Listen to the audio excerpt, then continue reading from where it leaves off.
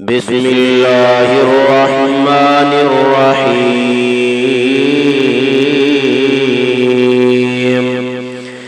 ألف لام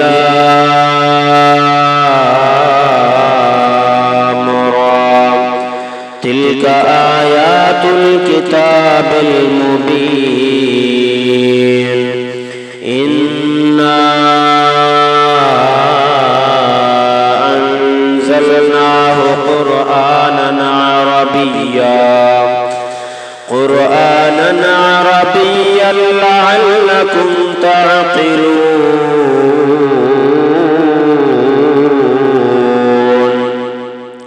نحن نقص عليك أحسن القصص بما أوحينا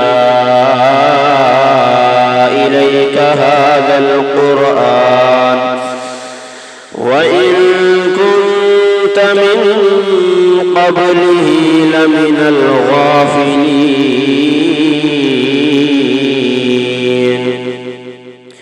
إذ قال يوسف لأبيه يا أبت إني رأيت 11 كوكبا والشمس والقمر رأيتهم لي ساجدين. قال يا بني لا تقصص رؤياك على إخوتك فيكيدوا لك كيدا إن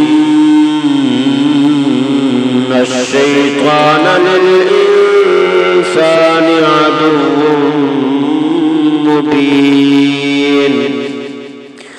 وكذلك يجتبيك ربك ويعلمك من تأويل الأحاديث ويتم نعمته عليك وعلى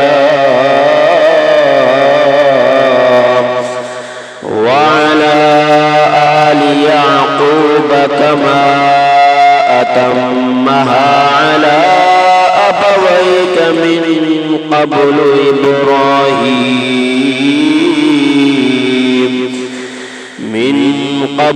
إبراهيم وإسحاق إن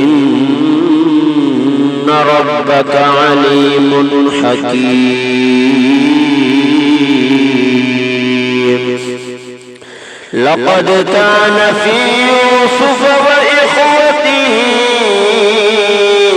آيات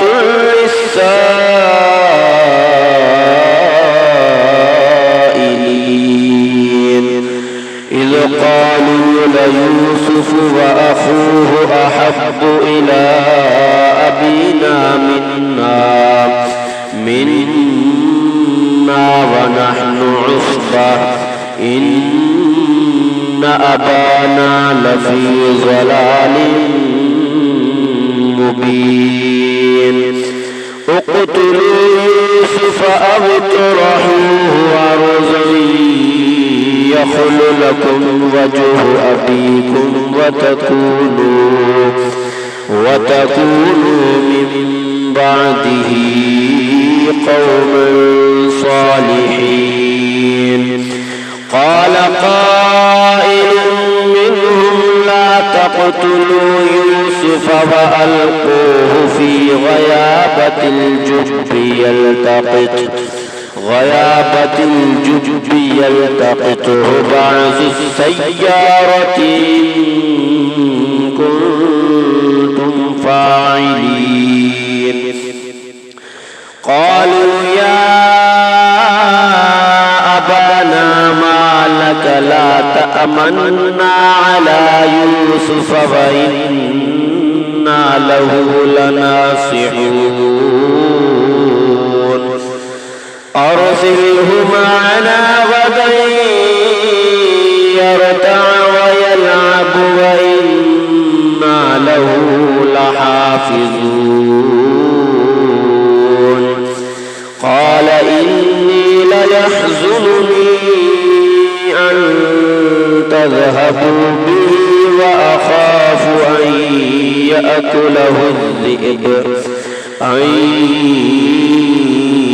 يأكله الذئب وأنتم عنه غافلون قالوا لئن أكله الذئب ونحن عصبة إنا إذا لخاسرون فلما ذهبوا به وأجمعوا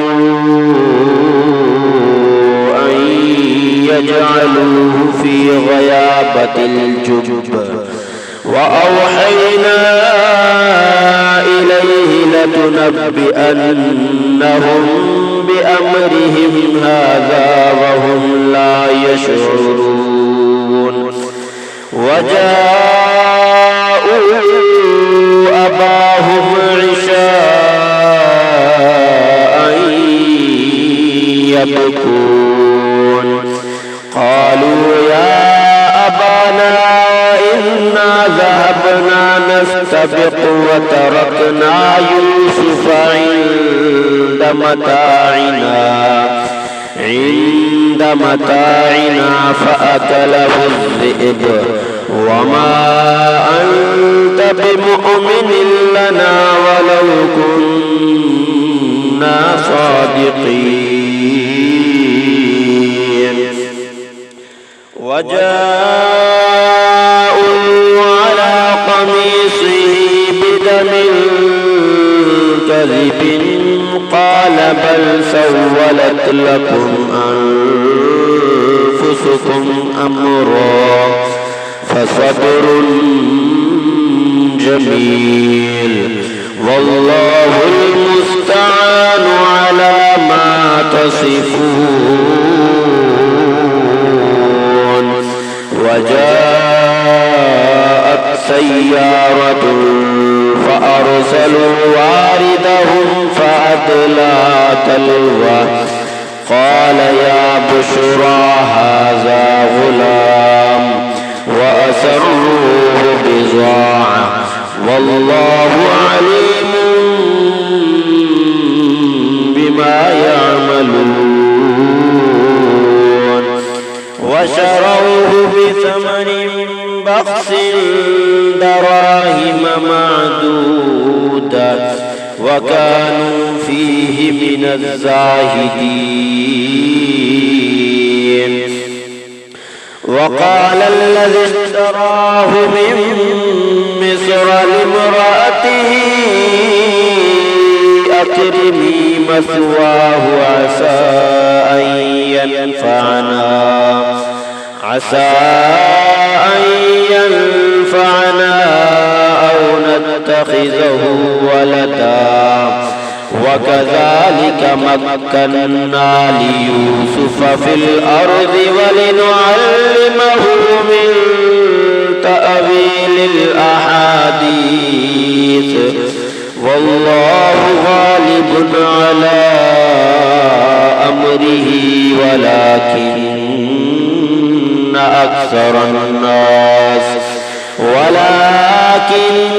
أكثر الناس لا يعلمون ولما بلغ أشده آتيناه حكما وعلما وكذلك نجزي المحسنين وراودته التي هو في بيتها عن نفسه وغلقت الأبواب وقالت هيت لك قال معاذ الله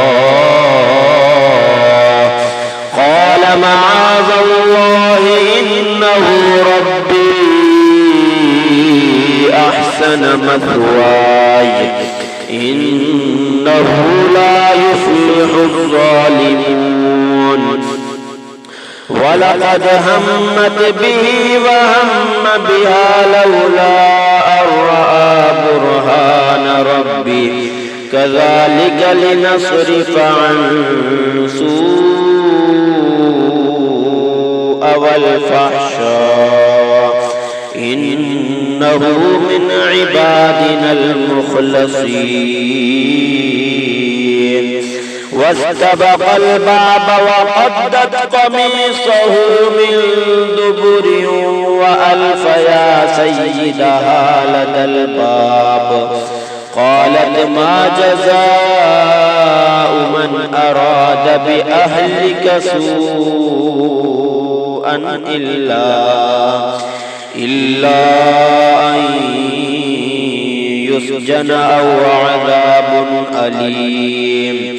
قال هي راودتني عن نفسي وشهد شاهد من أهلها إن كان قميصه قد من قبل فصدقت وهو من الكاذبين وإن كان قميصه قد من دبر فكذبت وهو من الصادقين. فلما رأى قميصه قد من دبر قال إنه من كيدكن إن كيدكن عظيم. يوسف أعرض عن هذا واستغفري لذنبك إنك كنت من الخاطئين. صدق الله العظيم.